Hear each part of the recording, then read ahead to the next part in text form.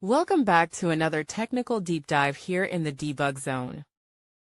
Today we're tackling a big question and breaking it down with insights from other users. Hopefully this clears up some misconceptions and helps you get the answer you need. So buckle up, stay a little curious, and let's jump right in.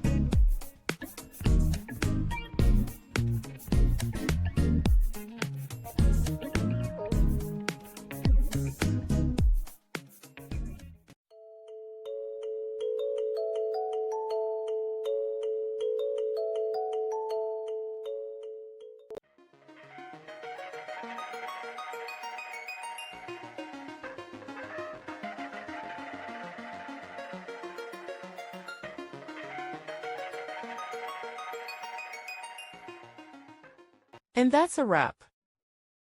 I hope you found the answer you were looking for. If you did, take a second to hit that subscribe button. It really helps out. And let me know in the comments which solution worked best for you. See you next time in the debug zone.